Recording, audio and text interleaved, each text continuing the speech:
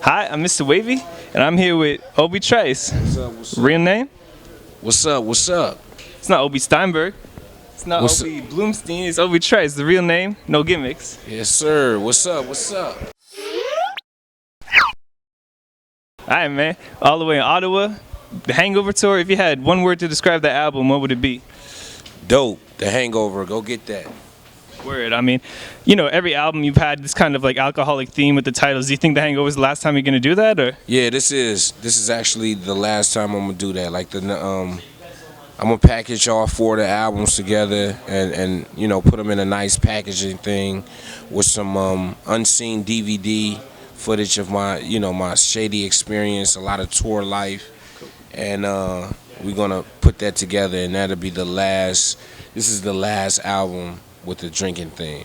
I think it could be cool even to do like, I don't know, like a rehab, you know, like an introspective album, the Rehab or something. Would you ever think of that? Or? Well, maybe we can probably name the actual package, all four albums, the Rehab or something like that. I'm still deciding of a name for that. You talk about tour stories. You have one of my favorite tour stories of all time that you told on a Ustream. I don't know if you remember. It's from Australia here.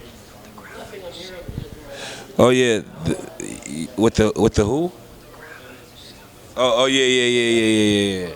Yeah, this lady was on the flight and she was passing gas, older lady, and I think she was like Indian, and she would say, sit next to me like me a little sick,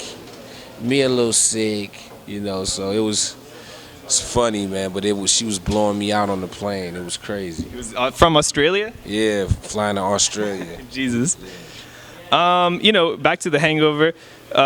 Someone you talked about early on in the process of having featured on the album, I think it was a mixtape at the time, was Warren G, and his beats didn't make the cut, obviously. Was there a reason that didn't happen? Or? No, you know what? We had songs together. We had beats. We just didn't, I really wasn't satisfied with the actual turnout of the song, so we probably work on something in the future as well. Yeah, fair enough. Word. A big topic in 2015 was the whole ghostwriting crisis, and just coming from such a lyrical camp like Shady and this is the Detroit scene in general. What are your thoughts on ghostwriting in general? Is that something that's allowed in hip hop? I don't agree with it. If you consider yourself as a lyricist, you should write your own lyrics. Has that ever been a thing? Like, I mean, I guess I always think Shady was super lyrical just as a whole clique. Was that ever even a topic of discussion when you guys were all doing your thing? No. Everyone on our camp wrote their own lyrics. That's just, again, that go against code. You know what I mean? You just never have someone write your lyrics. No one. I mean, it's funny because one of the people who's been accused of ghostwriting, Iggy Azalea, I remember early on, 2012, her saying, "Oh man, Obie Trice is one of my favorites. The setup's one of my favorite storytelling songs." Mm-hmm. But I mean, I guess you know how it goes. Mm-hmm. No doubt. On the topic of Detroit, someone that was, just obviously huge, arguably the first to make it out of Detroit was Dilla. And I find it almost weird that no one in Shady ever collaborated with him. Was there a reason as towards why that happened? Or I mean, I guess Bizarre improved it very early on, but after success, no one really. Yeah, I don't know what was up with that. I tried to collaborate with him early on as well, and for some reason it didn't happen. So. But I definitely respect Dilla, and you know what I mean. Rest in peace to him. And I couldn't speak for the other guys. I don't know why they never collab with him. I have no idea. Yeah, it just seemed weird that those were the two pivotal, like, success points in Detroit hip hop, and that just they never collid. Mm-hmm. A huge Detroit member of the community is Trick. Something that's never settled easy with me is his no-fly zone thing. For those of you who are listening and don't know what the no-fly zone thing, it's Trick's explained that he's the godfather of Detroit, and you have to call him if you want to come to the city. Otherwise, there might be issues. And a good example is Rick Ross, who didn't call and wasn't able to get to his show for one reason or another. And I'm just wondering what your thoughts are on the whole no-fly zone. Is it ruining the Detroit scene at all? Well, I don't know if that was absolutely what happened with Rick Ross, because he didn't call him. I mean, it probably was something else a little different from that. But the no fly zone thing is that's Trick thing, and it really doesn't have nothing to do with me. Artists that I'm cool with, that I'm connected with, they gonna come to the city, and that's just that. So, I really don't know nothing about the no fly zone thing. I know, when Trick does something, it was something that happened, and he handles it in his own way, in his own fashion. So I'm saying, so I don't know, I couldn't speak on that. All right, cool. Do you have any plans for the rest of, obviously touring, but any other plans for the rest of 2016? Yeah, I'm going on tour, going on Europe tour, and back to Australia again. You know what I'm saying? Hopefully get to go to Africa. Looking forward to that. And so, just working all year, putting out a new album at the end of the year. Yeah, you have a title in mind for that? No, I don't have a title at this moment, but it won't be a drinking theme, like I mentioned earlier.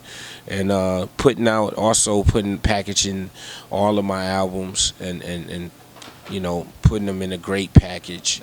And including like the DVD with unseen footage from my shady days, and also the BME tour day. Things is going on, so it's gonna be a nice little package. I mean, with the album away, I know you say you don't have a title, but kind of going away from that alcoholic theme, do you have like a concept you want to work around? Or? No, at this time I'm just making skeleton songs. It's just about just making the music and getting so many, and putting the best together and coming up with an idea for a title at that time. So I mean, with it being such a big theme, was there ever a time, or is there a time in your life where you would have ever considered yourself an alcoholic? Or? Well, I drink. Yeah, I consider myself an alcoholic. I'm a drinker. I definitely drink. So that's what I do. But from now on, the albums won't have those themes, though. It'll be something else.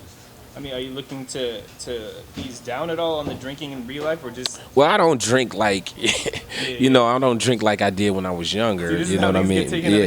Yeah. I don't drink like I did when I was younger. But I enjoy the spirits when it's, the weekends, hanging out with the fellas, some nice young ladies. I'm not a smoker, so that's what I mean. I'm a drinker.